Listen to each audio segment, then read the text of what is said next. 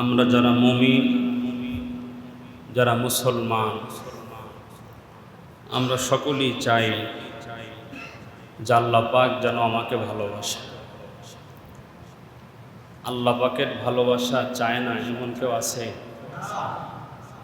আমরা সবাই চাই যে আল্লাহ পাক যেন আমাকে ভালোবাসে। মা বাবা ওই সন্তানকে বেশি ভালোবাসে যেই সন্তান মা বাবার আদেশ পালন করে। এক কথায় বাধ্য সন্তানকে মা বাবা বেশি ভালোবাসে। আল্লাহ পাক রব্বুল আলামিন বলছেন, এমন 7টা গুণ আছে, এই 7 গুণ বিশিষ্ট বান্দাদেরকে আমি আল্লাহ বড় মহব্বত করি এবং ওই বান্দাদেরকে আমি আল্লাহ ভালোবাসি। সুবহানাল্লাহ। কয় গুণ বলছি? 7 গুণ। আমরা যদি আল্লাহর ভালোবাসা পেতে চাই, এমনটা যদি চাই যে আল্লাহ আমাকেও ভালোবাসুক, আমিও আল্লাহর একজন পেয়ারা বান্দা হব, তাহলে অবশ্যই এই গুণগুলো আমার ভিতরে আনতে হবে। আল্লাহ পাক আমাদেরকে বয়ান শুনে এই কথাগুলো আমাদের জিন্দেগিতে আল্লাহ যেন ফিট করার তৌফিক দান করেন বলি আমিন। এর মধ্যে 1 নম্বর হলো, আল্লাহ বলেন যে আমি বান্দাদেরকে সৃষ্টি করেছি, সৃষ্টি করার পর দুনিয়াতে পাঠিয়েছি আমি আল্লাহ। বান্দাকে ভালো কাজ করার স্বাধীনতা দিছি এবং খারাপ কাজ করার চাহাত এটাও বান্দার অন্তরে দিয়ে দিছি। যে আমার বান্দা শুধু নেক কাজ করবে এমনটা নয়। আমরা কিন্তু সবাই কম বেশি কোনো না কোনোভাবেই গুনার সাথে জড়িয়ে যায়। এটা কিন্তু আমাদের দোষ না, আল্লাহ আমাদেরকে বানাইছেন এইভাবে যে আমরা গুনাহ করব, আমাদের দ্বারা ভুল হয়ে যাবে, আমাদের দ্বারা অন্যায় হয়ে যাবে। আল্লাহ আমাদেরকে এভাবে বানাইছেন। এমন না যে আল্লাহ আমাদেরকে বানাইছেন যে না আমরা গুনাহ করব না, আমরা শুধু ভালো কাজই করব। আল্লাহ এইভাবে আমাদেরকে বানায় নাই। গুনাহের চাহাত, খারাপ কাজ করার চাহাত ফেরেশতাদের নাই। ওদের খাবারের চাহিদা নাই, ওদের বিবি বাচ্চার চাহিদা নাই। এক কথায় ওদের অন্তরে কোনো চাহাত নাই। ওরা শুধু একটা জিনিসই বোঝে, আল্লাহর ইবাদত করা, আর কিছু বুঝে না। আর মানুষকে আল্লাহ বানাইছেন এইভাবে যে বান্দাকে স্বাধীনতা দিয়েছে। নেক কাজ করলেও দুনিয়াতেও বাধা দেবে না, খারাপ কাজ করলেও দুনিয়াতে আল্লাহ কাউকে বাধা দেবে না। কারণ আল্লাহ তাআলা এই স্বাধীনতা দিয়ে দিয়েছেন আমাদেরকে, আর ওইভাবেই আল্লাহ আমাদেরকে বানাইছেন। তাহলে আমাদেরকে আল্লাহ পাক বানাইছেন যে আমরা গুনাহ করব, আমরা ভালো কাজও করব। কিন্তু আল্লাহ বলেন আমার গোলামের দ্বারা যখন গুনাহ হয়ে যাবে, আমার গোলাম যেন আমি আল্লাহর কাছে তাওবা করে। সুবহানাল্লাহ। বান্দার ভুল হয়ে গেছে, ভুল হওয়ার সাথে সাথেই যেন বান্দা আল্লাহকে ডাক বলে, মালিক, শয়তানের ধোঁকায় পড়ে, নফসের খায়েশাতের চাহিদায় পড়ে, নফসের ধোঁকায় পড়ে আমার দ্বারা অন্যায় হয়ে গেছে, মালিক আপনি আমাকে মাফ করে দেন। আল্লাহ বলেন 1 নম্বর তাওবাকারী যেই বান্দা গুনাহ হওয়ার পরে আমি আল্লাহর কাছে ভুল স্বীকার করে ক্ষমা চায়, আমি আল্লাহ ওই ক্ষমা প্রার্থনা বান্দাকে খুব বেশি পছন্দ করি, ভালোবাসি। সুবহানাল্লাহ। তাহলে আমাদের দ্বারা গুনাহ হয়ে যাওয়া এটা আশ্চর্যের কিছু নয়, কিন্তু গুনাহ হয়ে গেলে আল্লাহ তাআলার কাছে মাপ না চাওয়াটা আশ্চর্যের বিষয়। এজন্য আমাদের দ্বারা যদি কখনো অন্যায় হয়ে যায়, গুনাহ হয়ে যায়, আমরা ক্ষমা চাবো কার কাছে? আল্লাহ পাক রব্বুল আলামিন বলেন, ইন্নাল্লাহা ইউহিব্বুত তাওয়াবিন। আল্লাহ বলেন যে গোলাম আমি আল্লাহর কাছে তাওবা করে, আমি আল্লাহ ওই বান্দাকে মহব্বত করি। 1 নম্বর দুনিয়ার মুসলমান ইমানদার আল্লাহর গোলাম আল্লাহ পাক রব্বুল আলামিন বলেন। 2 নম্বর হলো ইউহিব্বুল মুতাতাহহিরিন, যারা তাহারাত পবিত্রতা অর্জনকারী। বান্দার শরীর নাপাক হয়ে গেলে বান্দার সাথে সাথে পবিত্রতা অর্জন করে। গোসল ফরজ হয়ে গেছে, বান্দা দেরি করে না, সাথে সাথে গোসল করে নেয়। এক কথায় বান্দার শরীর যখন নাপাক হয় বান্দার সাথে সাথে সে পবিত্রতা হাসিল করে। পবিত্রতা অর্জনকারী বান্দাকে আল্লাহ পাক রব্বুল আলামিন বড় ভালোবাসেন। ও দুনিয়ার মুসলমান ইমানদার আল্লাহর গোলাম, এই পবিত্রতা কিন্তু দুই প্রকার। একটা হলো অভ্যন্তরীণ পবিত্রতা, একটা বাহ্যিক পবিত্রতা। ওযু চলে গেছে, ওযু করলাম। গোসল ফরজ হয়ে গেছে, গোসল ফরজ, আমি ফরজ গোসল আদায় করলাম। আমার বাহিরের পবিত্রতা অর্জন আমি করলাম। আল্লাহ পাক রব্বুল আলামিন বলেন, গোলাম আরেকটা পবিত্রতা হলো অভ্যন্তরীণ পবিত্রতা, ভিতরের পবিত্রতা। বলতে পারেন হুজুর ওইটা আবার কি? আপনি হারাম খাইছেন, ভিতরের মধ্যে হারাম ঢুকছে। আপনি সুদ খাইছেন, সুদের খাদ্য আপনার শরীরের মধ্যে ঢুকছে। দুনিয়ার মুসলমান আল্লাহ পাক রব্বুল আলামিন বলেন, পবিত্রতা অর্জনকারী গোলামদেরকে আমি আল্লাহ বড় ভালোবাসি। তার কারণ হলো আমি আল্লাহ সুবহানাল্লাহ। সুবহানাল্লাহ শব্দের অর্থ হলো আল্লাহ পবিত্র। আল্লাহ নিজে পবিত্র, আমার আল্লাহ পবিত্রতা, বান্দা পবিত্রতা অর্জনকারী গোলামকে ভালোবাসেন। দুনিয়ার মুসলমান ইমানদার আল্লাহর গোলাম কেমন আল্লাহ পাক রব্বুল আলামিন পবিত্রতা অর্জনকারী বান্দাদেরকে মহব্বত করেন। শুধুমাত্র পবিত্রতার একটা সাক্ষ্যদাতাকে আমার আল্লাহ কিভাবে মহব্বত করেছেন। বিশাল লম্বা ইতিহাস, বড় ইতিহাস বলবো না, শুধু বোঝানোর জন্য বলছি। ও দুনিয়াবাসী, আমরা সকলেই হযরত ইউসুফ আলাইহিস সালামের ঘটনা জানি। ওই বিবি জুলাইখা হযরত ইউসুফ আলাইহিস সালামকে বন্ধ কামরার মধ্যে নিয়ে তার সঙ্গে অনৈতিক কাজ করার জন্য যখন তাকে কাছে ডাকলেন, আবেদন করলেন, তখন তিনি বললেন, ইন্নী আখাফুল্লাহ, আমি আমার আল্লাহকে ভয় পাই, এটা আমার দ্বারা সম্ভব নয়। যখন আপোষ হয় নাই তখন জোর জবরদস্তি যখন করছেন, সাহায্য চাইছেন কার কাছে? ও দুনিয়ার মুসলমান ইমানদার আল্লাহর গোলাম, আল্লাহ পাক রব্বুল আলামিনের কাছে সাহায্য চেয়েছেন। জিবরাইল আলাইহিস সালাম কানে এসে বলেন, পয়গম্বর চিন্তার কোনো কারণ নাই, দুনিয়ার কেউ আপনার সঙ্গে নাই, একজন আছেন, তিনি কে? আপনি আল্লাহর নাম নিয়ে দৌড় দেন, যতগুলো দরওয়াজা আছে সবগুলো দরওয়াজা আল্লাহ খুলে দিবেন। সুবহানাল্লাহ। আল্লাহর নাম নিয়ে দৌড় দিলেন, প্রাসাদের সমস্ত দরওয়াজাগুলো ঠাস ঠাস করে মালিক খুলে দিলেন। সামনে যখন গেছেন, ইউসুফ আলাইহিস সালামের পিছনে বিবি জুলাইখাও দৌড় দিছেন। দরজার সামনে গেছেন ইউসুফ আলাইহিস সালাম এবং বিবি জুলাইখার সামনে দেখেন আজিজে মিশর, মিশরের রাজা দাঁড়ায় আছে। দেখে বিবি জুলাইখার চুলগুলো এলোমেলো, কাপড়গুলো এলোমেলো। কি ব্যাপার, তোমার কাপড়ের অবস্থা কেন, চুলের অবস্থা কেন? যখন আজিজে মিশরের কাছে, মিশরের রাজার কাছে, স্বামীর কাছে যখন ধরা খেয়ে গেছে, তখন বলছেন, দেখো দেখো সন্তান হিসেবে নিয়ে আসলাম, লালন পালন করলাম, ভালোবাসা দিলাম, আদর দিলাম, মায়া দিলাম, মমতা দিলাম, দেখো কত বড় জালেম আমার বন্ধ কামরার মধ্যে আমার সঙ্গে অনৈতিক কাজ করার জন্য ঢুকে পড়েছে। নাউজুবিল্লাহ। নিজের দোষটা ঢাকার জন্য ইউসুফ আলাইহিস সালামের উপরে নিজের অপরাধটা চাপায় দিছে। ঠিক না বলেন? আজকে এই দুনিয়াতেও পৃথিবীতেও মানুষ যখন অন্যায় করে নিজের অন্যায়টা আরেকজনের উপরে চাপায় দেয়। ঠিক না বলেন? নিজের অপরাধ এটা নিজে আরেকজনের উপরে চাপায় দেয়। বিশেষ করে যারা দুর্বল, আর্থিকভাবে দুর্বল, ক্ষমতার দিক দিয়ে দুর্বল, ক্ষমতাসীন লোকরা যদি অন্যায় করে, যার ক্ষমতা নাই, সম্পদ নেই, তার উপরে তার নিজের অপরাধটা চাপায় দেয়। ঠিক না বলেন? দুনিয়ার নেশা।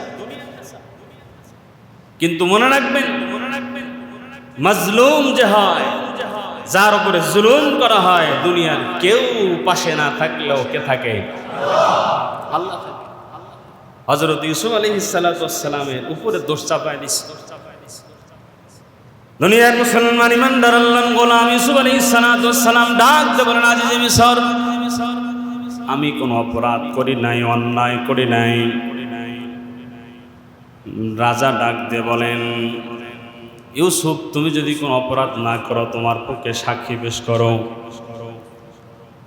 রানী একদিকে, ইউসুফ আলাইহিস সালাম একদিকে।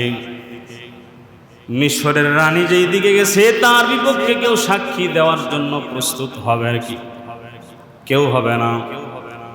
ইউসুফ আলাইহিস সালামের পাশে কেউ নাই। দুনিয়ার মুসলমান দুইটা বর্ণনা পাওয়া যায়। কেউ বলেন যখন বিচার কার্য যখন পরিচালনা করা হয়, কেউ কেউ বলেন যে একজন মহিলা কোলের মধ্যে দুধের বাচ্চা নিয়ে যায়। হযরত ইউসুফ আলাইহিস সালাম বলেন যে আমার পক্ষে কোনো সাক্ষী নাই।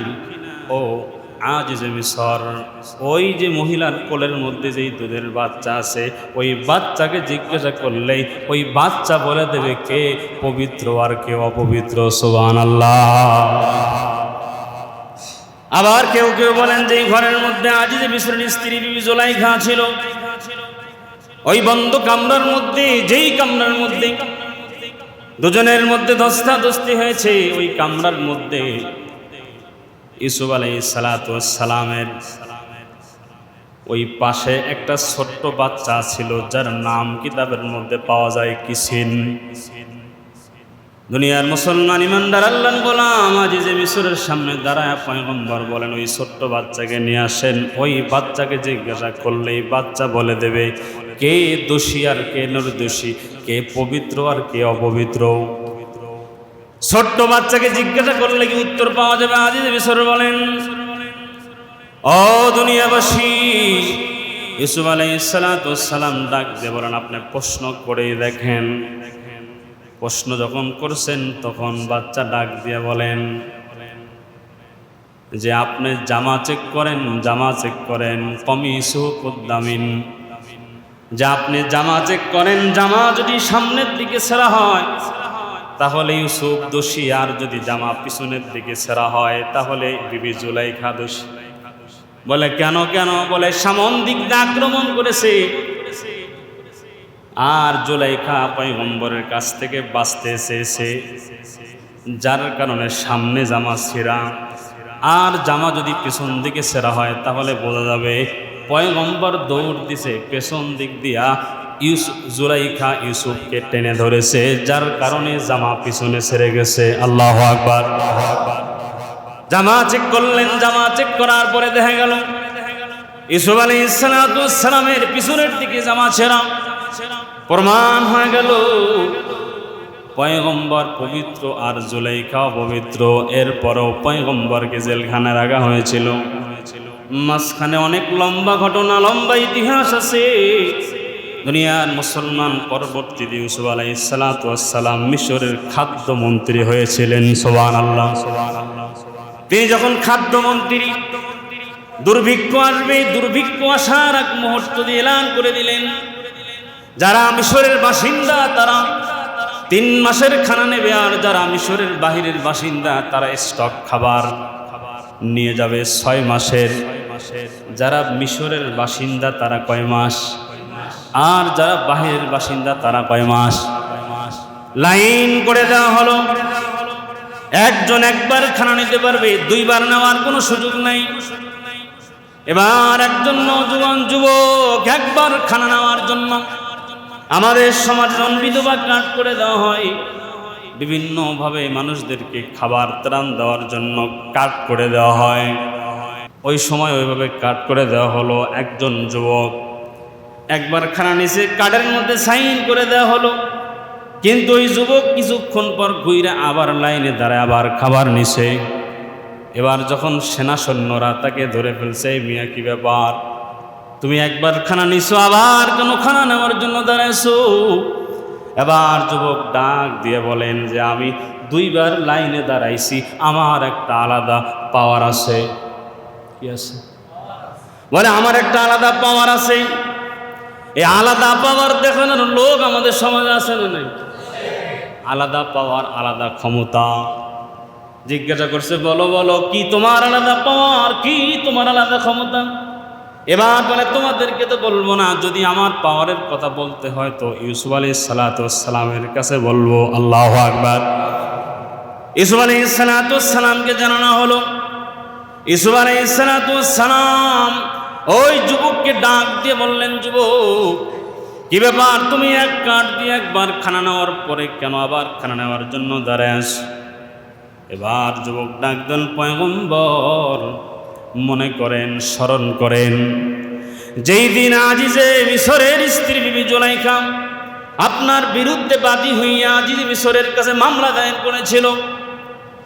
ও পয়গম্বর, ওই মিশরের কোনো বাসিন্দা আপনার ডাইনে ছিল না, বামে ছিল না, আপনার পক্ষে কোনো সাক্ষী ছিল না।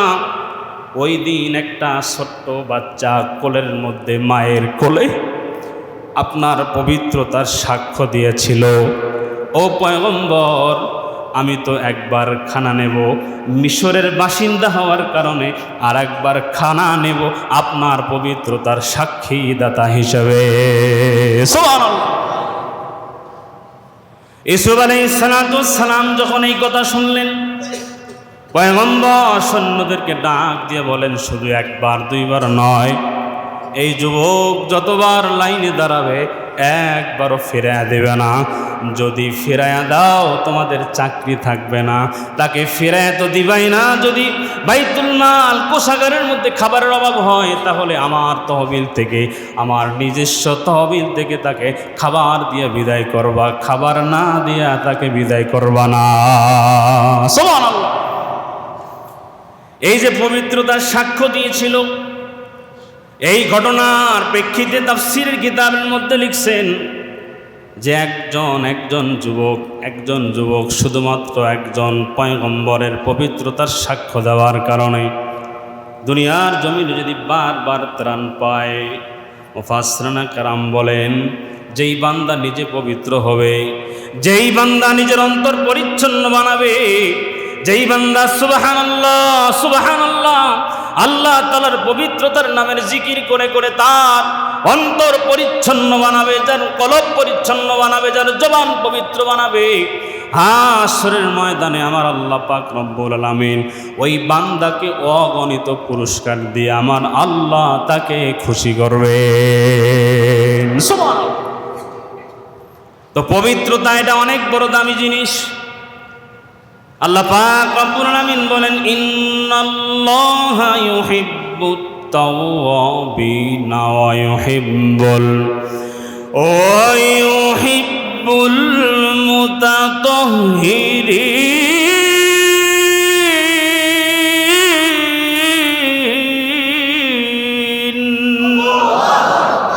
এক নম্বরে মালিক বলেন, যেই গোলাম গুনাহ করার পরে আমি আল্লাহর কাছে যেই বান্দা ক্ষমা চায়, 2 নম্বর যেই বান্দা পবিত্র হয়, যেই বান্দা তার অন্তরকে পরিচ্ছন্ন বানায়, তার শরীরকে পবিত্র রাখে, আমি আল্লাহ ওই গোলামকে বড় মহব্বত করি, বড় ভালোবাসি। সুবহানাল্লাহ।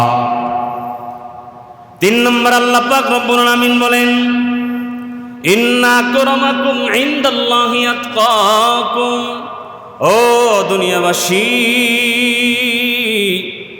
গত জুম্মা আলোচনা করেছিলাম, ইয়া আইয়ুহাল্লাযীনা আমানুত্তাকুল্লাহ, হে ঈমানদাররা তোমরা আল্লাহকে ভয় করো। ভয় করার কয়েকটা পদ্ধতি বলেছিলাম। আল্লাহ পাক বলেন, 3 নম্বর যেই বান্দা তাকওয়াবান হয়, 3 নম্বর যেই বান্দার অন্তরে আমি আল্লাহর ভয় থাকে, আমি আল্লাহ ওই গোলামকে মহব্বত করি। আল্লাহর ভয় অন্তরের মধ্যে ঢুকাও কেমনে? বলে, আমি হাসরের ময়দান আল্লাহর সামনে কে নিয়ে দাঁড়াবো, আমি যে মারা যাব কবরে কে নিয়ে যাব, এই খেয়াল অন্তরের মধ্যে আনো। আল্লাহ পাক বলেন, যেই বান্দার অন্তরের মধ্যে আমি আল্লাহর ভয় থাকবে, যেই বান্দা তাকওয়াবান হয়, আমি আল্লাহ ওই তাকওয়াবান গোলামদেরকে ভালোবাসি, পছন্দ করি। বলেন না সুবহানাল্লাহ। এরপর আল্লাহ পাক রব্বুল আলামিন 4 নম্বরে বলেন, আল্লাযীনা ইউনফিকুনা ফিস সাররাই ওয়াদ দাররাই ওয়াল কাযিমিনাল গায়যা ওয়াল আফিনা আনিন নাস ওয়াল্লাহু ইউহিব্বুল মুহসিনিন।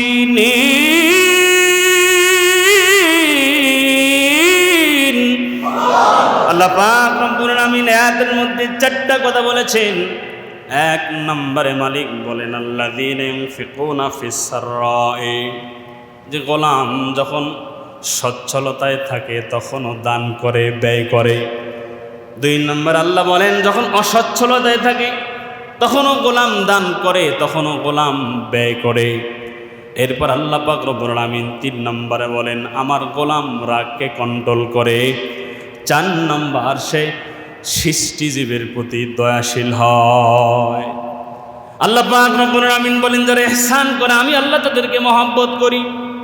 আল্লাহ পাক বলেন আহসিন কামা আহসানাল্লাহু ইলাইক, আমার গোলাম তুমি অন্যের প্রতি দয়াশীল হও, ইহসান করো। আল্লাহ বলেন আহসিন, তুমি দয়াশীল হও। এরে আমার গোলাম তুমি যদি দয়াশীল হও, আহসানাল্লাহ, আমি আল্লাহ তোমার প্রতি দয়াশীল হব।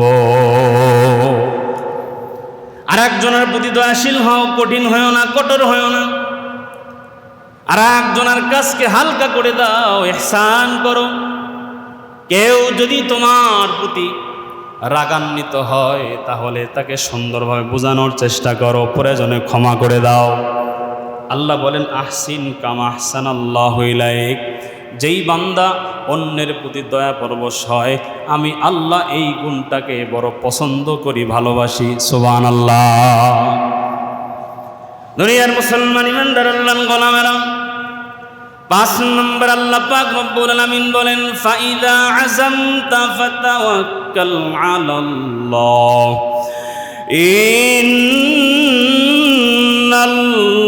ইন্নাল্লাহা ইউহিব্বুল মুতাওয়াক্কিলিন।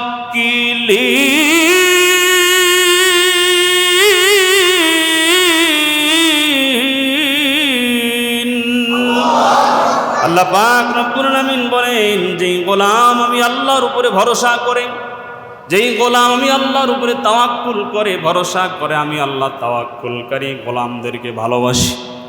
এই তাওয়াক্কুল, এই গুণ আমি আল্লাহর বড় পছন্দের।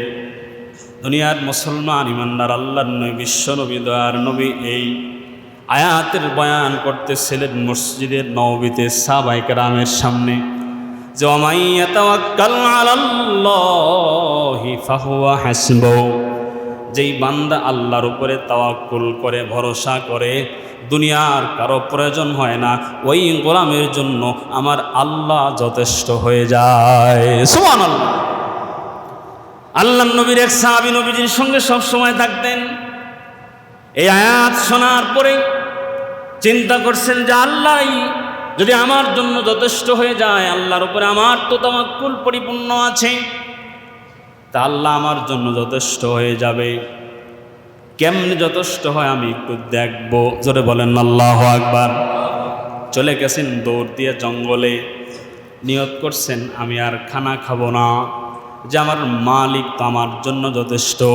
আমার মালিক যতক্ষণ আমাকে খাবার না খাওয়াবে আমি ততক্ষণ পর্যন্ত খাবার গ্রহণ করব না। জঙ্গলের মধ্যে নামাজে মশগুল, জিকিরে মশগুল হয়ে গেছে। 14 বেলা পর্যন্ত না খেয়ে আসে, না খেয়ে থাকার কারণে দুর্বল হয়ে পড়েছে।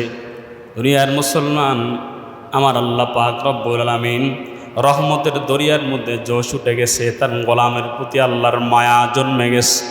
আল্লাহ পাক রব্বুল আলামিন বৃষ্টি দিলেন, মেঘকে আদেশ করলেন বৃষ্টি নামানোর জন্য। মেঘ জমিনে বৃষ্টি দিলেন। বৃষ্টি পড়তে পড়তে বৃষ্টির পানি এত বেশি হয়ে গেল যে গোলামের বুক বরাবর পানি চলে আসছে। গায়েবীভাবে আওয়াজ, আমার গোলাম পানি পান করো, পানি পান করো। দুনিয়ার মুসলমান ইমানদার আল্লাহর নবীর সাহাবী জবাব দেয়, আমার মালিক যতক্ষণ পর্যন্ত আমাকে নিজ কুদরতি হাতে পানি পান না করাবে, খাবার না খাওয়াবে, ততক্ষণ পর্যন্ত খাবার গ্রহণ করব না। সুবহানাল্লাহ। দুনিয়ার মুসলমান, আল্লাহ পাক রব্বুল আলামিন আবার আদেশ দিলেন, মেঘে আবার বৃষ্টি শুরু হয়ে গেল।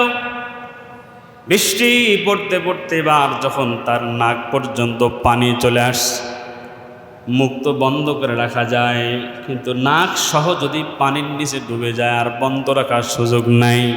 পানি আপনা আপনি ভিতরে ঢুকে গেছে, এবার পানি পান করে নিয়েছে। আল্লাহ পাক রব্বুল আলামিন জিবরাইলকে হুকুম করলেন, জিবরাইল যাও যাও জান্নাত থেকে কিছু খাবার নিয়ে টেরে সাজায়া সুন্দর করে আমার গোলামের সামনে পানির উপরে ভাসায়া দাও। জিবরাইল আলাইহিস সালাম জান্নাতের মধ্যে গিয়া নানান রকম সুন্দর সুন্দর কিছু খাবার নিয়া সুন্দর করে একটা টেরে সাজায়া পানির উপরে ভাসায়া দিলেন। এই আল্লাহর নবী সাহাবীর সামনে যখন খাবারটা ভেসে আসছে, এবার খাবারের ঘ্রাণ শুনে আর সহ্য করতে পারে নাই, হাত বাড়ায় দিছে। হাত যখন বাড়ায় দিছে, জিবরাইল আলাইহিস সালামকে আল্লাহ আদেশ করছে একটু টান দিয়ে সরায় নাও, রিজিক পৌঁছায় দেই। আমি আল্লাহ যদি না খাওয়াই তুমি কখনো খাইতে পারতা না। ঠিক না বলেন? দুনিয়ার মুসলমান ইমানদার আল্লাহর গোলাম এই জন্য সব সময় তাওয়াক্কুল হবে কার উপরে? ভরসা করব কার উপরে? আপনি যদি পরিপূর্ণ কোনো বিষয় না আল্লাহর উপরে তাওয়াক্কুল করতে পারেন, আমার আল্লাহর মদদ, আল্লাহর সাহায্য আপনার কাছে আসবে আসবে। সুবহানাল্লাহ। দুনিয়ার মুসলমান ইমানদার আল্লাহর গোলামেরা, এরপর আল্লাহ পাক রব্বুল আলামিন বলেন, ওয়া ইন হাকামতা ফাহকুম বাইনাহুম বিল কিসত ইন্নাল্লাহা ইউহিব্বুল মুকসিতিন। আল্লাহ পাক বলেন যে এরপরে যেই বান্দা ইনসাফ করনেওয়ালা হয়, যেই বান্দা আদল করনেওয়ালা হয়, ন্যায় বিচারক হয়, ইনসাফ করনেওয়ালা হয়, আমি আল্লাহ ইনসাফকারীকে পছন্দ করি, ভালোবাসি। সুবহানাল্লাহ।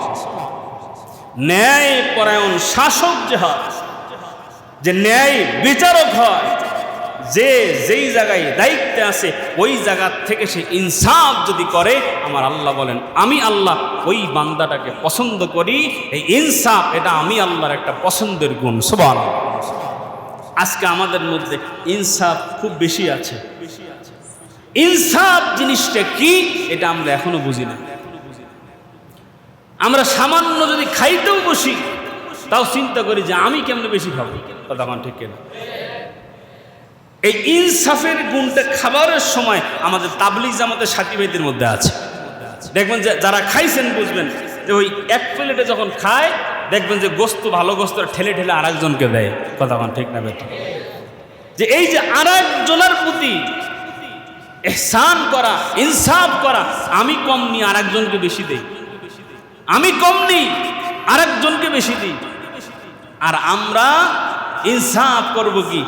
আমি প্রায়ই বলি যে আমি বড় ভাই, বোন আছে, ভাই আছে, তাদের প্রতি ইনসাফ করা আমার দায়িত্ব ছিল। আমি অফিসের এমডি, আমার আন্ডারে যারা কাজ করে এদের প্রতি প্রত্যেককেই সমান নজরে দেখা, তাদের প্রতি ইনসাফ করা, এটা আমার দায়িত্ব ছিল। আমি ইমাম, মুসল্লিদের প্রতি আমার ইনসাফ করতে হবে। এক কথায় যে যেই জায়গায় দায়িত্বে আছেন ওই জায়গা থেকে আপনাকে ইনসাফ করতে হবে। আপনি যদি ইনসাফ না করেন, হাসরের ময়দানে আসামির কাঠ গড়ায় দাঁড়ায় আল্লাহর কাছে জবাব দেওয়া লাগবে। ঠিক কিনা বলেন? এইভাবে শুরু করে প্রত্যেকটা মানুষ, মেম্বার বলেন, চেয়ারম্যান বলেন, এমপি বলেন, মন্ত্রী বলেন, রাষ্ট্রপতি বলেন, প্রধানমন্ত্রী বলেন, প্রত্যেককেই হাসরের ময়দানে আল্লাহর কাছে জবাব দেওয়া লাগবে যদি ইনসাফ না করে। ঠিক কিনা বলেন? আমাদের সমাজের একটা ছোট্ট কথা বলি। ধরেন নির্বাচন হলো, কথার কথা বোঝানোর জন্য বলছি, জাতীয় পার্টির একজন চেয়ারম্যান হয়েছে, জাতীয় পার্টির চেয়ারম্যান। এখন এই যে আপনাদের এই কেন্দ্র, এই কেন্দ্রে ভোট হলে সব মানুষ জাতীয় পার্টির অফিসেই বসবে নাকি অন্য অফিসে থাকবে? মানুষ বিএনপির অফিসে থাকবে, আর অন্য অন্য দল আছে, জামাত ইসলাম সহ, এইগুলোর অফিসেও থাকবে। এখন চেয়ারম্যান হয়ে গেছে জাতীয় পার্টি। এখন দেখা গেছে চেয়ারম্যান সাহেব জানে যে অমুক ব্যক্তি জামাত ইসলামের ভোট করছে, ভোটের সময় অমুক ব্যক্তি বিএনপির ভোট করছে। দেখা গেছে এই চেয়ারম্যানের কাছে কোনো কাজের জন্য যদি এই ব্যক্তি যায়, বলে বেটা তুই তো নির্বাচনের সময় দেখছি আমার ভোট করস নাই, কাজের লেগে আইসোস কেন? কথা কয় না কেন? বাস্তব না বাস্তব বলেন? কেন বললাম? যদি কোনো চেয়ারম্যান এই কাজ করে, ইনসাফ করে নাই। ঠিক কিনা বলেন? কারণ যখন ভোট হয়ে যায়, একজন চেয়ারম্যান নির্বাচিত হয়, তখন শুধু সে জাতীয় পার্টির চেয়ারম্যান নয়, এক কথায় এই ইউনিয়নের প্রত্যেকটা মানুষের চেয়ারম্যান সে, ঠিক কিনা বলে? এটা তার দায়িত্ব বুঝতে হবে যে আমি যদি এখন বৈষম্য করি, দল ভাগ করি, কাজের বেলায় যদি উল্টাপাল্টা করি, আমি ইনসাফ করলাম। আমাদের সমাজে এই শুরু করেন চেয়ারম্যান মেম্বার থেকে রাষ্ট্রপতি প্রধানমন্ত্রী পর্যন্ত বিরোধী দলের কোনো লোক হইলেই ওর নামে 20টা মামলা ঠোকা, অকজেলার ঢুকা। এটার নাম বুঝি ইনসাফ?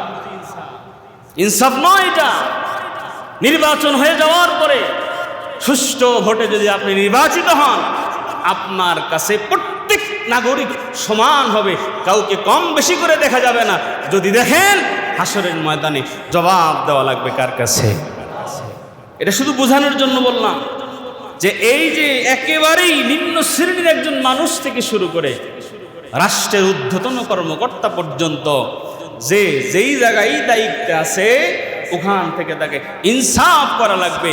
আল্লাহ বলেন ওয়াকসিতু ইন্নাল্লাহা ইউহিব্বুল মুকসিতিন, আমি আল্লাহ ইনসাফকারীদেরকে পছন্দ করি, ভালোবাসি। সুবহানাল্লাহ।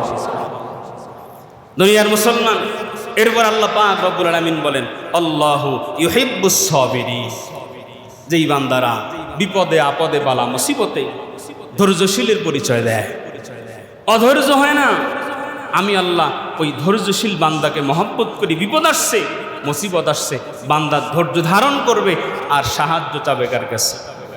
আল্লাহর কাছে। আল্লাহ বলেন এই বান্দাগুলোকে আমি আল্লাহ খুব পছন্দ করি, বড় ভালোবাসি। সুবহানাল্লাহ। এবার আসেন একটু সামনের দিকে, শুরুতে আসি যে আল্লাহ পাক রব্বুল আলামিন 1 নম্বরে ভালোবাসেন কাকে বলেন তো? তাওবাকারী। এরপর আল্লাহ বলেন পবিত্রতা অর্জনকারী। এটা একটা মূল পয়েন্ট। পবিত্রতা অর্জনকারী, এই পবিত্রতা অনেক দামি জিনিস। আপনারা আসছেন গোসল ছাড়া আসছেন, ওযু ছাড়া আসছেন, পবিত্রতা অর্জন করে মসজিদে আসছেন। কারণ পবিত্রতা অর্জন না করলে নামাজ, আল্লাহ পাক কোরআনে বলছেন ইয়া আইয়ুহাল্লাযীনা আমানু ইযা কুমতুম ইলাস সালাতি ফাগসিলু উজুহাকুম ওয়া আইদিয়াকুম ইলাল মারাফিকি ওয়ামসাহু বিরুউসিকুম ওয়া আরজুলাকুম ইলাল কাবাইন।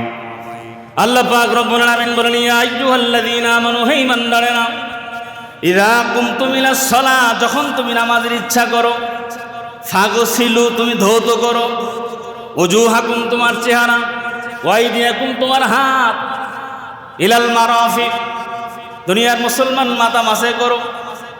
আল্লাহ পাক রব্বুল আলামিন বলছেন ওয়ারজুলাকুম ইলাল কাবাইন, এই যে 4টা ফরজ আছে, 4টা ফরজ আদায় করো। আল্লাহ পাক রব্বুল আলামিন বলছেন গোলাম, কারণ পবিত্রতা অর্জন করা ফরজ। কোরআন আয়াত দ্বারা দলিল, আল্লাহ পাক বলছেন পবিত্রতা অর্জন না করলে তোমার নামাজ কবুল হবে না। নামাজ কবুলের জন্য পবিত্রতা দরকার আছে না নাই? আমার অধিকাংশ মানুষ ফরজ গোসল কিভাবে করতে হয় জানি না, ওযু ঠিকভাবে করতে জানি না। আমি এর আগেও বলছিলাম, মাঝে মধ্যে আমি দাঁড়ায় দেখি ওযু করা। অনেক মুসল্লির ওযুর সিস্টেম অনেক রকম, কারো সাথে কারো মেলে না। কথা কোন ঠিক কিনা? ওযুর সিস্টেম কি আলাদা আলাদা না একরকম? ওযু হচ্ছে না ঠিক মতো, পা ধোয় না, হাত ধুইতেছে কোনো সহজ হয় না। অথচ ওযুর যে স্থানগুলো ফরজ, যদি চুল পরিমাণ জায়গা শুকনা থাকে ওযু হবে না। এই পবিত্রতা অর্জন, এটা অনেক দামি জিনিস। আমরা নামাজ পড়ি, নামাজ কবুল হয় না। এর কারণ আমি বয়ান করেছিলাম 9টা। কয়টা? এর মধ্যে শর্টকাটে বলতেছি 2-3টা। 1 নম্বর হলো আমরা যখন নামাজ পড়ি, নামাজে কি পড়ি কিছুই বুঝি না, কিছুই জানি না, অর্থও জানি না। ঠিক কিনা বলেন? হয়তো অনেকে বলতে পারেন হুজুর অর্থ বোঝা কি ফরজ? অর্থ বোঝা ফরজ নয়। এই যে অনেকেই বলেন হুজুর নামাজে যখন দাঁড়ায় দোকানের চিন্তা মাথায় ঢোকে, টাকা পয়সার হিসাবের চিন্তা মাথায় ঢোকে, আসেনি? নামাজে দাঁড়ালে দুনিয়ার সব চিন্তা শয়তানে আইনা দেয়, একবারে টোপলা বানায় যে ল তোর চিন্তার আমি দিয়ে দিলাম, এটা চিন্তা করতে থাক। নামাজে যখন দাঁড়াই দুনিয়ার সব চিন্তা আমাদের মাথার মধ্যে এসে যায়। কিতাবের মধ্যে আসছে যে বান্দা নামাজের মধ্যে যা তেলাওয়াত করে তার অর্থ যদি জানে, গোলাম তেলাওয়াত করবে, অর্থের দিকে খেয়াল করবে, গোলামের দুনিয়ার খেয়াল আসবে না, নামাজ কবুল হওয়ার সম্ভাবনা পার্সেন্টেজ বেড়ে যাবে। সুবহানাল্লাহ। তা আমরা নামাজের মধ্যে সূরা ফাতিহা পড়ি, এখানে যারা উপস্থিত আছেন কয়জন মুসল্লি এমন আছেন যারা সূরা ফাতিহার অর্থটা একদিন একটু দেখি, সূরা ফাতিহার অর্থটা একদিন দেখি, একটু মোবাইলের মধ্যে সার্চ দিলে পাওয়া যায়। ও না, সূরা ফাতিহার অর্থ সার্চ দেবে না, সার্চ দেবে পরিমণির গান। কথা কান না, সার্চ দেবে নাটক, সিনেমা, নতুন সিনেমা কোনটা, নতুন গান কোনটা, এগুলো দেখার জন্য সার্চ দেয়। আপনি ক্রোম ব্রাউজারে ঢুকে সার্চ দেন না যে সূরা ফাতিহার অর্থটা কি, একটু পড়েন। প্রতিদিন রাত্রিবেলা শোয়ার সময় একবার পড়েন, এক সপ্তাহ পড়েন না সূরা ফাতিহা, দেখবেন যে দিলের মধ্যে গেঁথে যাবে। ঠিক কিনা বলেন? সূরা ফিলটা পারেন, ফিলের অর্থটা একটু পড়েন। সূরা নাস পড়েন নামাজের মধ্যে, ওইটার অর্থটা একটু দেখেন না আল্লাহ কি বলছেন নামাজের মধ্যে, ওই কথাগুলো খেয়াল করেন। তো আমরা যে নামাজ পড়ি, নামাজ কবুল না হওয়ার একটা কারণ আমরা নামাজের মধ্যে যা পড়ি তার অর্থ আমরা বুঝি না, জানি না, জানার চেষ্টাও করি না। ঠিক কিনা বলেন? এরপরে 2 নম্বর হলো পবিত্রতার অভাব। কিসের অভাব? ওই যে পবিত্র অর্জন করার কথা, পবিত্রতার অভাব। কিভাবে পবিত্র হতে হয়, নিজের শরীরকে পবিত্র বানাতে হয় আমরা জানি না। যদিও বা নিজের শরীর পবিত্র করা জানলাম, আমরা যখন নামাজে দাঁড়াইলাম, অজু করলাম, গোসল করলাম, নামাজে দাঁড়ালাম, কিন্তু আমার ভিতরের বিষয়টা, অভ্যন্তরীণ ব্যাপারটাও তো পবিত্র করার দরকার আছে না নেই? আরো জোরে বলেন না কেন, আছে না নাই? নামাজে যখন দাঁড়াইছি, অজু করছি, গোসল করছি, আল্লাহু আকবার নামাজে দাঁড়াইছি, আল্লাহ পাক বলে গোলাম অজু তো করছস, গোসল তো করছস, কিন্তু পেটের মধ্যে তো সুদের টাকা। কথা কোন ঠিক না? পেটের মধ্যে তো ঘুষের টাকা, পেটের মধ্যে দুর্নীতির টাকা, অন্যের জমি জোরপূর্বক আত্মসাৎ করে দখল করে টাকা ইনকাম করছো, ওই টাকা গোলাম বাহিরে তো পরিষ্কার করছো, ভিতরে পরিষ্কার করো নাই। আমি আল্লাহ কেমনে তোমার নামাজ কবুল করবো? ঠিক না? আমি একটা উদাহরণ দিছিলাম একদিন আপনাদেরকে, যে মনে করেন যে আমি দুধ কিনবো, এখন মুয়াজ্জিন সাহেবকে বললাম যে মুয়াজ্জিন সাহেব একটা বোতল দেন তো আমারে। মুয়াজ্জিন সাহেব এবার ওই সাইডের আবর্জনার ভিতর থেকে একটা বোতল টোকায় আনছে, আইনা এবার ওই অজুখানায় নিয়ে সুন্দর করে ধুইছে, ধুই আইনা কয় হুজুর এই যে বোতল নেন। তাই আমি বললাম ধুইছেন? কয় হুজুর ধুইছি মানে আমি 20 বার উপরে সুন্দর করে হুইল কটেতে ধুইছি। কই ধুইছে? উপরে ধুইছে, ভিতরে? আচ্ছা, এই বোতলে যে দুধ নেই, এই দুধ কি খাওয়া যাবে? এটা কি বাজারে বিক্রি করলে চলবে? তাহলে এই দুধ মার্কেটে চলবে? ভাইয়ের আমার, কেন বললাম যে এই যে বোতলটার উপরেও অপবিত্র, ভিতরেও অপবিত্র। আমি নামাজে দাঁড়াইছি, বোতল ধোয়ার মতো অজু করছি, গোসল করছি, কিন্তু ভিতরে বোতলের যে ময়লা আবর্জনা, আমার ভিতরেও হারামের টাকা, সুদের টাকা, ঘুষের টাকা, এই সব হারামের রক্ত মাংস আমার শরীরের মধ্যে নিয়ে আমি নামাজে দাঁড়াইছি। আল্লাহ বলে ওই বোতলে দুধ নিলে যেমন মার্কেটে চলে না, ওই বোতলে দুধ নিলে যেমন খাওয়া যায় না, আল্লাহ বলেন গোলাম হারামের টাকা, সুদের টাকা, হারাম রক্ত মাংস নিয়ে নামাজ পড়লে ওই নামাজ দিয়ে জান্নাত পাওয়া যাবে না, ওই নামাজ আমি আল্লাহর মার্কেটে চলে না। কথা কোন ঠিক? এই জন্য আমাদের শুধু বাহিরের পবিত্রতা নয়, ভিতরের পবিত্রতার দরকার আছে না নাই? আরো বলেন আছে না নাই? আল্লাহ পাক সব ধরনের হারাম থেকে আমাদেরকে যেন বেঁচে থাকার তৌফিক দান করে। ভাই, দুনিয়াতে বাঁচতে গেলে যতটুকু দরকার হালাল পথে ইনকাম করেন, হালাল পথে ইনকাম করেন। আজকে আমরা মানুষ হালাল পথে ইনকাম করার চাইতে শর্টকাটে ধনী হওয়ার চিন্তা করি। কথা বল না, ঠিক কি না? শর্টকাটে। ওই দিন একজন বলতে, হুজুর আমি যদি রাস্তার মধ্যে 1 কোটি টাকা পাইতাম। আসেন এই চিন্তা ভাবনা, রাস্তার মধ্যে 1 কোটি টাকা যদি পাস, ওই টাকা কি তোর? আসেনি কোন এই উদ্ভট চিন্তা ভাবনা আছে না? এই চিন্তা ভাবনা করে মানুষ। দুনিয়াতে আল্লাহ আমাকে হাত দিয়েছেন, আমার পা দিয়েছেন, শক্তি দিয়েছেন ইনকাম করার জন্য। আল্লাহ আমাকে সুস্থ সবল বানিয়েছেন যে আমার রিজিক আমি অর্জন করব, আমার রিজিক আমি কামাই করব। আল্লাহ বলছেন গোলাম ইবাদত করো, জমিনে ছড়িয়ে পড়ো রিজিকের সন্ধানে। আল্লাহ বলেন তুমি যদি তালাশ করো, আমি আল্লাহ তো রিজিকের ব্যবস্থা করেছি। আরে এই দুনিয়ার জমিনে যে সমুদ্র আছে, এই সমুদ্রের মধ্যে কত বড় বড় মাছ আছে, এদের কত খাবারের প্রয়োজন। ওরা বুঝি চাকরি করে? চাকরি করে নাকি? এই যে কুকুর এরা থাকে বিভিন্ন জায়গায়, এদের চাকরি করা লাগে? এদের পেট চলে না? বিড়ালের পেট চলে না? এই যে যত পশু পাখি আছে দুনিয়াতে, এদের রিজিকের ব্যবস্থা করেছেন কে? আপনার আমার রিজিকের ব্যবস্থা বুঝে আল্লাহ করে নাই। এটা কেমনে চিন্তা করলাম যে আল্লাহ পাক রব্বুল আলামিন আশরাফুল মাখলুকাত, সমস্ত সৃষ্টিজীবের মধ্যে আমি মানুষকে আল্লাহ তাআলা সব থেকে সম্মানিত করে বানাইছেন, ঠিক কিনা বলেন? তাহলে আল্লাহ গরু ছাগলটা যদি খাওয়ায়, কুকুররে যদি খাওয়ায়, সমুদ্রের মাছরে যদি আল্লাহ খাওয়ায়, আমার আল্লাহ না খাওয়ায় রাখবে? না খাওয়ায় রাখবে না। আল্লাহ পাক বলেন যেটাই খাবে গোলাম হালালটা খাও, হালাল পথ উপার্জন করো, হারাম ভক্ষণ করিও না। হারামে কখনো আরাম হয় না, কথা কোন ঠিক কিনা?